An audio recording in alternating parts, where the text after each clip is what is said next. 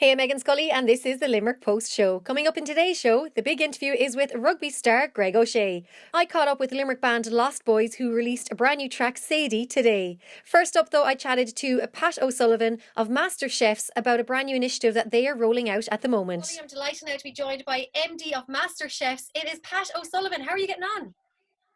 Very good, Meghann. Thank you. Now tell us, I suppose, I know that the food industry was massively affected by the COVID-19. Tell me about your own situation. Yeah, I think we were probably one of the first to close down. We closed on, I think it was the 12th when the universities first announced their closure.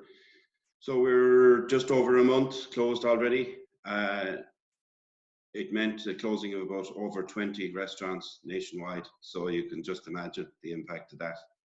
That's a lot of people, as you mentioned there, the universities. I know you would feed people in Match Day in Home Park, and of course Copia Green as well, or just some of the companies and businesses you have. Obviously, a lot of staff probably had to be let go as well. Yeah, I think there was something like 350 staff affected. So it's a lot of people. That was tough, obviously, but a decision taken out of our control.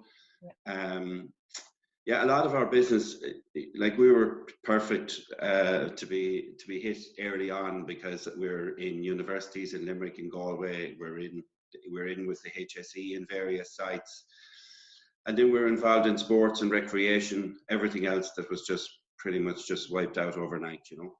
Yeah, I know it's had a massive effect, and I guess everyone's in the same boat. But something you've done, and I think it's great to see, is you've kind of turned this negative into a positive, and you have launched this new initiative, free meals for the elderly. Can you tell me about that and how exactly it works? Yeah, I suppose we were bothered by everything that was happening, and I suppose all the chats we were having with our staff as we were making arrangements to lay them off temporarily. And we were watching what was happening on social media and live in the local shops. So we decided we would do something to help do our piece. We've always been philanthropically minded, I guess, that way. We've always got involved in various initiatives. So I said, I saw that older people were struggling a lot to get supplies. And I just thought that we have a production facility, a factory here in Ballysimon. We have everything set up, I suppose. So I said, look, we'll throw in our bit and we'll start producing meals here and distributing them to people that we could identify that were badly in need. Absolutely incredible. So it is. And how has the response been? Unbelievable. Like, I suppose the people we're servicing have fallen between, they're not on anybody else's radar, so there were literally people ringing up here. We put it out on social media that we'd help out, and on Live 95 FM and anywhere else really any other platform we could. The phone started hopping. It took us a few days to identify the genuine ones, I suppose, and to work out the logistics, because it's a lot when you start dealing with.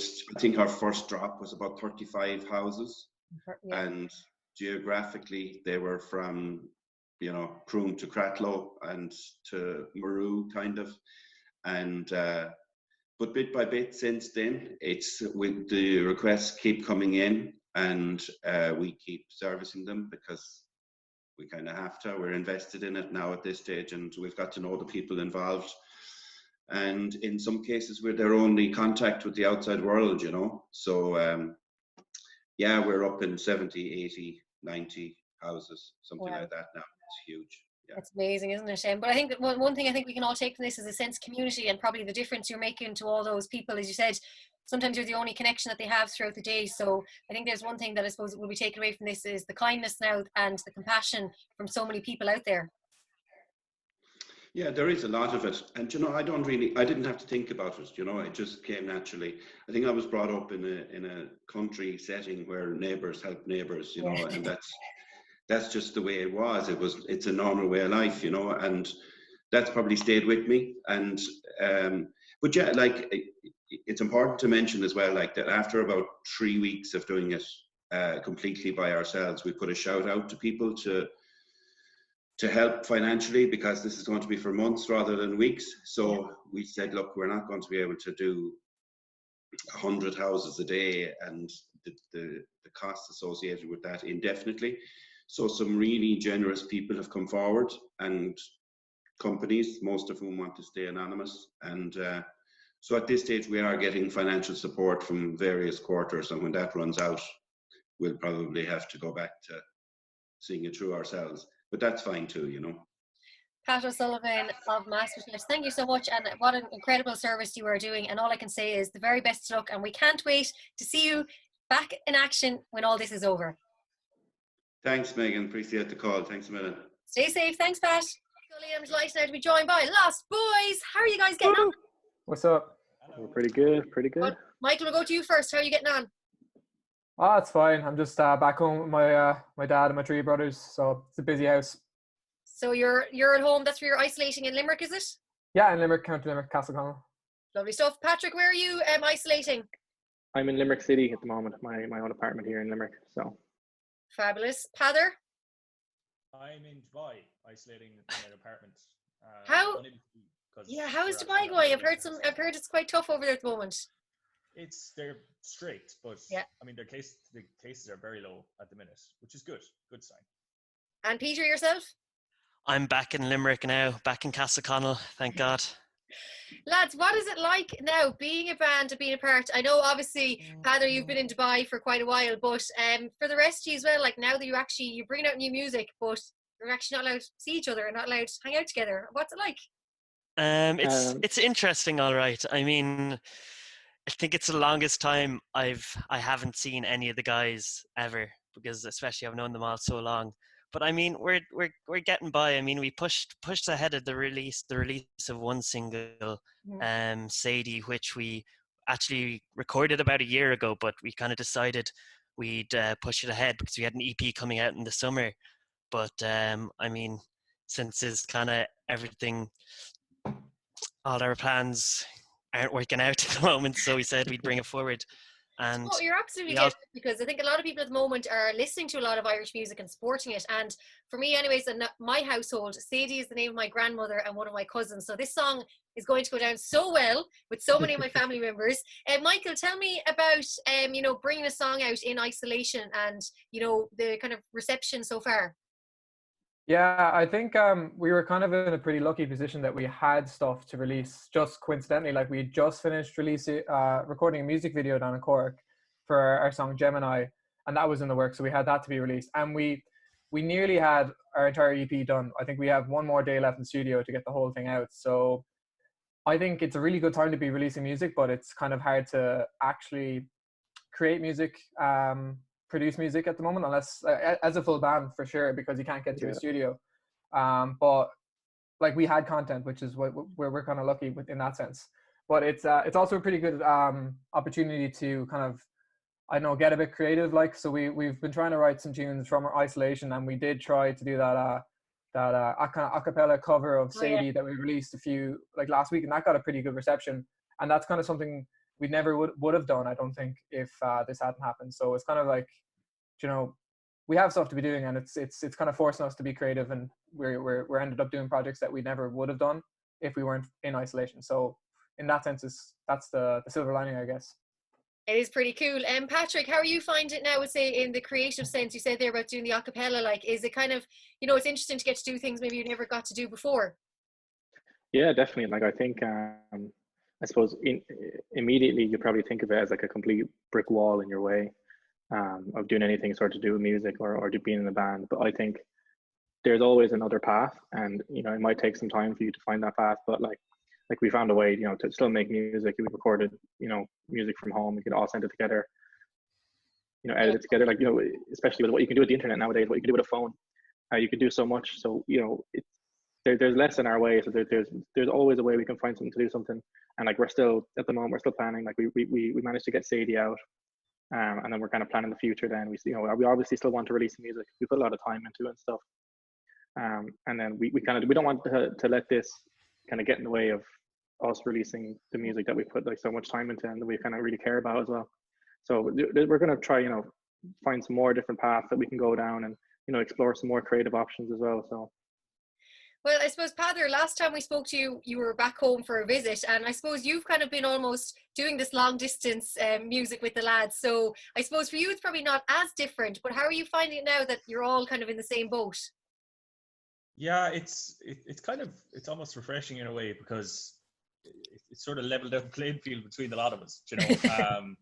Like, none of us can really do anything on our own, so it sort of brought us all into the mix, you know. We all have to do in bits. We don't have an excuse anymore, you know. We don't have an excuse to not be working towards things for the band now, because, you know, I know a lot of our workloads have sort of come down a lot. We can't go outside for the most part. We can't be, you know, going out on the piss. We can't be meeting up with people. So we really, I think it sort of focused us a lot in a way, because this is, you know, this is what we're passionate about, and it's given us a lot of time to work towards this, which is, it's good. Yeah, and I think it's really cool as well, because, as you said, you can do so much different things now in isolation. Because any bands I've talked to, they're actually almost getting extra creative. It's like, well, what can we do with this spare time? Let's make it into a positive.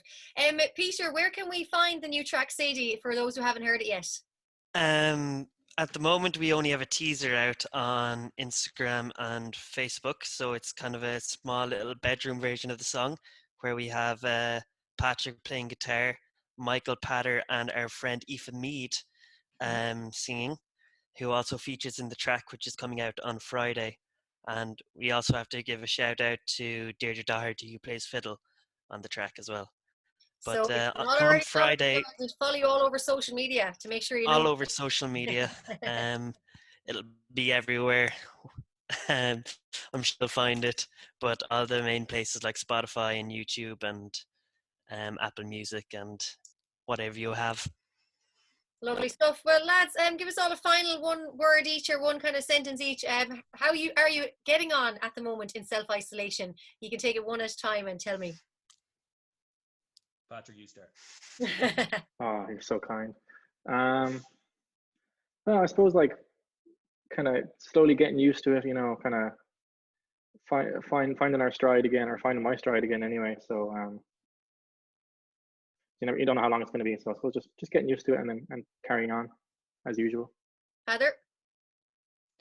Yeah, finding a way to adapt, I suppose, is a good way to look at it. Michael? I don't think I've ever had so much time and got so little done. And I think I'd be a lot happier if I was finished college, but I'm in fourth year at the moment. So is Patrick, and it's a bit hectic, but it's a weird time. Peter?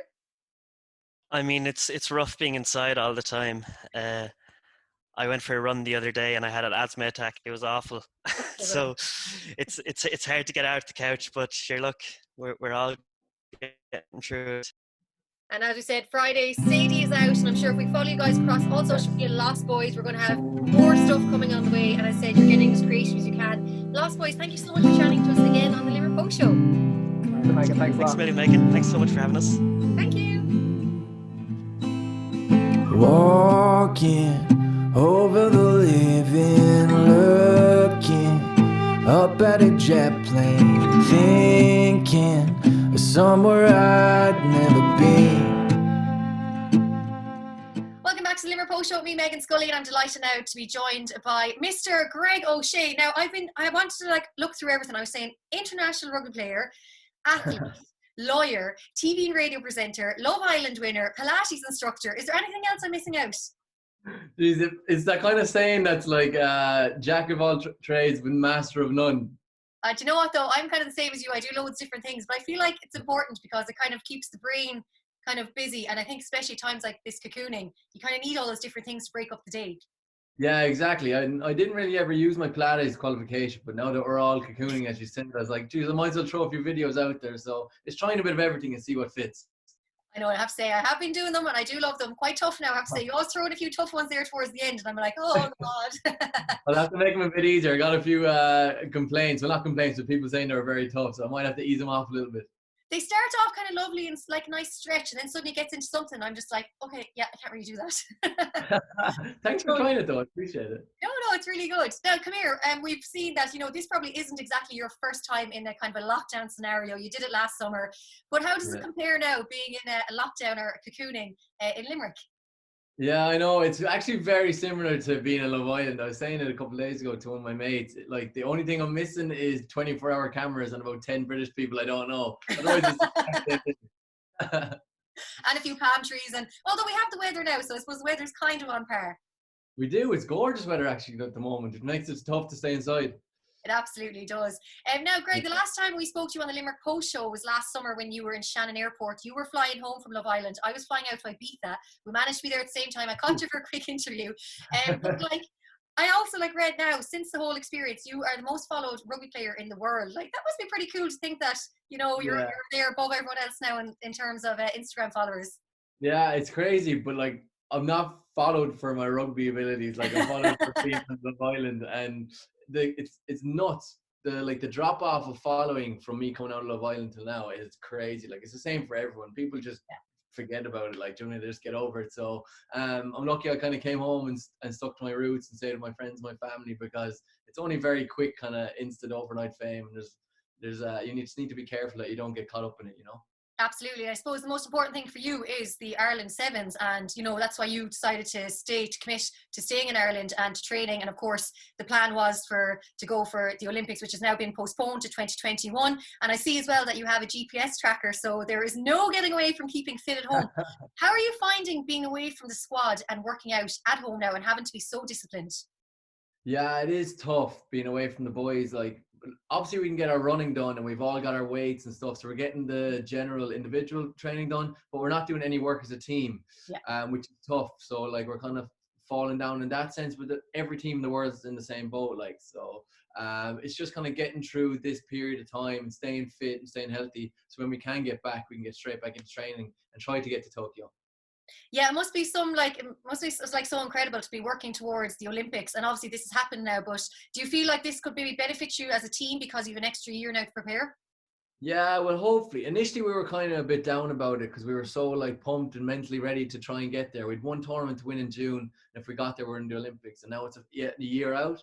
But like, it's another year to improve the team. We're just on the series, so we're still just babies on the series trying to figure it all out. So it gives us another year to get bigger and better, and hopefully now it will stand to us. And I have to say, I love seeing that the support for the Sevens is just growing and growing all the time. I remember going to the Sevens tournament in Twickenham back in gosh, how many years ago now was it? A couple of years ago there. And it's just so much fun. Like, it's energy, it's fast, it's just electric. And I think it's great to see so many more and more people are getting on board and supporting you guys and getting behind you.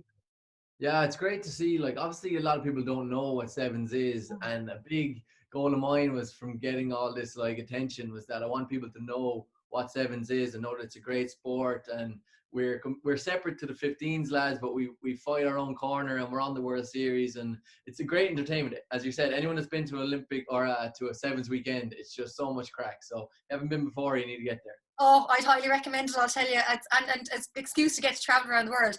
Now, obviously, you're saying you've got the home gym there, which we have seen on your YouTube. And I think I've noticed, obviously, you're putting out more and more YouTube videos. How are you finding the whole content creation at home? Obviously, it's another thing to do to keep busy.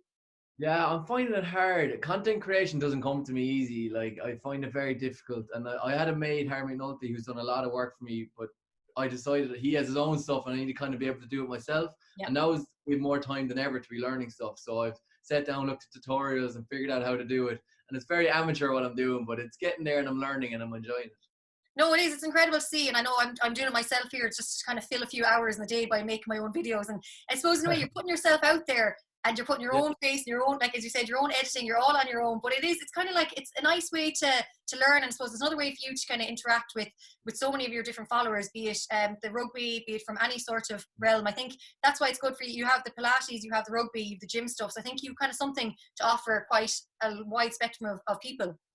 Well, I'm delighted now that the Pilates is actually, and the core sessions I've done are getting people moving, and people are actually getting up off the couches and trying the sessions. And that's actually the most positive side of it, is that people are actually trying it and not just kind of sitting at home and like sulking and grumpy. They're actually getting up and moving. So I'm delighted I can help out a bit. It is great to see so many people getting up and getting active. But I suppose for maybe the younger athletes out there who aspire to be an athlete, who aspire to be an international rugby player like yourself, what advice would you have for the young guys and girls who are now maybe stuck at home and are cocooning and can't, as you say, get out and play with their mates? Yeah, well, if you're trying to become a sports person and that's your goal and that's your desire, like nothing should really get in the way of that. So you have to, what I'd say, the best thing to do is stick to a routine and make sure you're getting up at the same time, going to bed at the same time, eating well, you're getting in your training. And obviously you can't train with the team, but you can do stuff yourself. And it's just about keeping yourself in the best shape possible for when you get back to your team, then you're ready to go and you're not falling back from where you were. Yeah, absolutely. Now, one thing I've noticed is you're quite active on Twitter, which is good to see. And I see now you've maybe set yourself a new goal of Gogglebox. You have to careful, Greg.